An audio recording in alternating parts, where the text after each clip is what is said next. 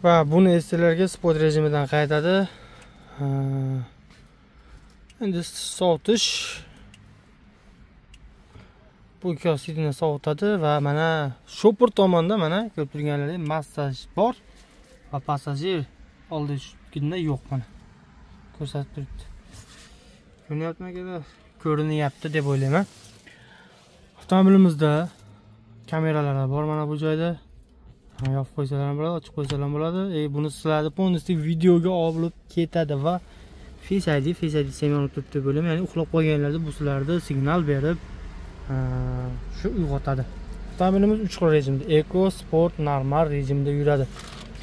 Besprovodniy zaryadchiklari bor. O'zingizlar ko'rib turganlar bu kalitlari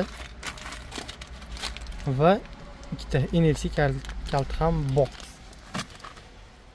Endi ayniklari kelamiz. Ayniklari bez ramishlik bo'lgan, bez ramishli holatda.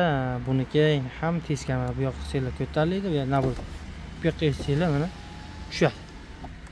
Teskari qilingan va eng chiroyli joylardan menga yoqqan narsa akalar, mana ko'priklar mana shuni tortsanglar avtomobil eshigi ochiladi. Вообще shunisiga men maza qildim. Eng yoqqan joyi avtomobillar nimasidir yoqadi, juda chiroyli holatda yoqadi, shunisi menga yoqdi. Akustikalari o'ziniki, Xitoydagi Vanus degan kompaniyaniki akustikalari va rullari, rul chamberaklari, mana rullar skoroslari rullar orqasiga joylashgan. Parasa udajeni, avto kruz kontrol, hamma narsa bor avtomobilimizda. Va kechki paytda mana bu yerdagi chiroqlari yonadi. Yoqib olsanglar bo'laveradi, xohlagan stilida. Bu narxi qoraga oranjevisi 23,5 ming sotilgan. Bundan oldingizda buni narxi esa $23 ming dan xarid qilsalar bo'ladi. Narxiga zo'r deb o'ylayman. Mana barcha chiqgan bu. Buni esinglar ochilar ekan. Chiroyli. Sidinalar keladigan bo'lsak, mana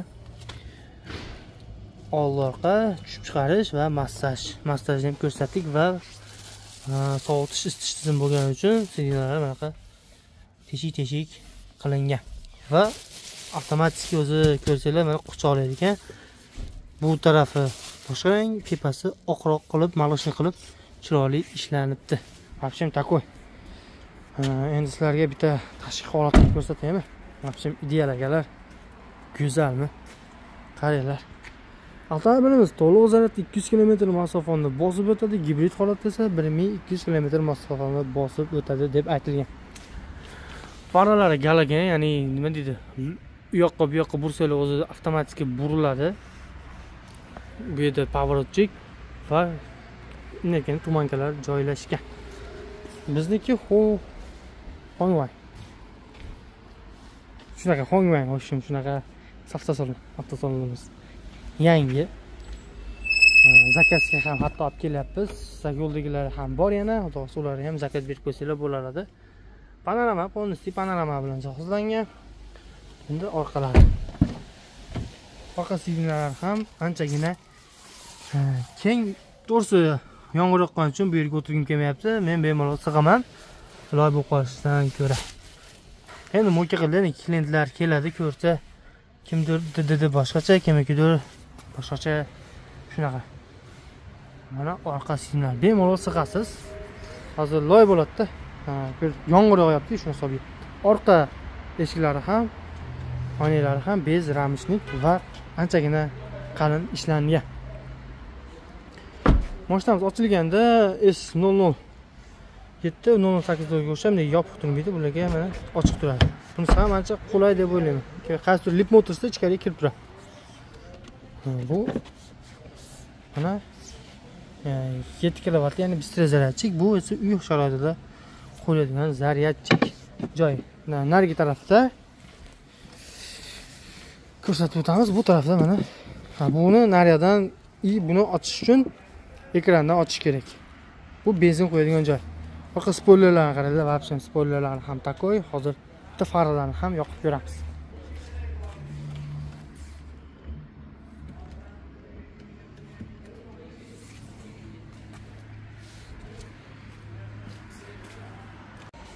orqa faralari ham mana yoqdik, ko'rinyaptimi, ko'rinmayapti sizlarga bilmadim. Ha, normalniy ko'rinyapti ekan. Avtomobilimizni balon razmerlariga kelgan bo'lsak, Range Sport degan taqilgan ekan, qalpaknik. Bu qalpaklarni chiqarib olsanglar ham bo'ladi. 235 ga R45 19 shinalari bilan jihozlangan avtomobilimizning balon razmerlari. Endi kapotini ochib ko'ramiz. Kapot uchun отдельный chiroyli joy qilinganda, kapotida o'zining zaryadkasi va o'zining poliklarini qopi chiroyli ekan. Poligini bilmadim, qopi chiroyli ekan. Va nimasidir bor-da yana. Nima? Ochib ko'ramiz hozir.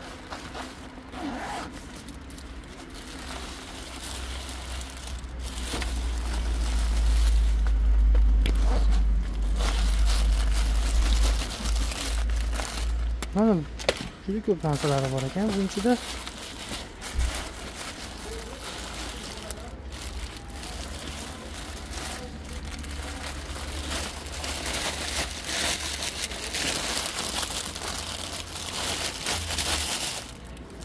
Kecha bu kimdir narsasi shekilli. Quyonchami yo o'zi ichidan chiqarmi bilmadim. Quloqqa o'xshagan narsalar ekan. Lekin o'ziniki ekan. Nimasidir qo'shib berilgan ekan. Shu ochilmadi, bitta qo'llarigim uchun ochaman. Bagajliklari elektronik. Kapot bagajligi ham ancha katta. Bemalol 300 litrlik desa bo'ladi, ya'ni karuka bo'lsa 3 xop kartochka sig'ar ekan deb qo'yasizlar-da. O'zbekchasiga. Men yoqqan joyi shu spoilerlari ko'tarilishi yoqdi. Vapshem takoy akalar. Qo'ldan kelgancha hazır qildik. Endi biz ham ish faoliyatimiz tugab qoldi. Akalar, kimga qiziq bo'lsa bemalol aloqa chiqarasizlar. Narxi $23,000 dan bo'lib ketdi. Qorasi nalichada tayyor. Bosib oladigan joy. Assalomu alaykum. Akalar, bugun bizga Dongfeng 007 2024-yillarga kirib keldi. Bular avtomobillarimiz gibrid hisoblanadi. Ko'rib turganlaridek vapshem takoy. Holati ideal turibdi. Buni hozir yo'lda bo'yab chiqamiz va qo'limizdan kelgancha o'zimizda bor ma'lumotni berib o'tishga albatta harakat qilamiz. Sport rejimini ko'ribsizlar. Sport rejimida turgani uchun orqadagi spoilerlari, ya'ni yondi. Sidina pamit bor, sidinada abagif bor, massaj ham bor deb bor ekan. Massaj ham bor ekan. Hozir buni kengroq joyga qo'yib olamiz va sizlarga qo'ldan kelgancha chiroyli obzor qilib berishga harakat qilamiz. Bor ma'lumotni berib o'tishga harakat qilamiz. Ko'p turganlar xitoyliklar ko'ringlar. Endi sizlar bilan avtosalonda ishlayapmiz billah. Ham derdik dedi. İçinden başladık, endi ichiga o'tirib oldik. Обязательно ko'rib turganlar head-up display bor va o'zining kichkinagina monitorchasi bor. Head-upda sizlar ko'rinyaptimi yo'qmi bilmayman. 0 holat turibdi. Parkovkada 0 bo'lib turibdi. Sport rejimlarini yoqsanglar, sразу sportli holatga o'tadi va bundan gradusdan to'g'rilab hozirda bugun tushdi. Hali mo'ka qilib endi tekshirib olib keldik mashinani. Ruscha qilmadik, to'g'risi xitoychani bilmayman, to'g'risini aytib ham qo'yish kerak. Va bundan qanchalik grupcha qo'ysanglar bo'laveradi. Va buni 因为您切换至经济模式。 Короче, buni eshitsalar sport rejimdan qaytadi. Kimdir bizga telefon qiladi, aloqaga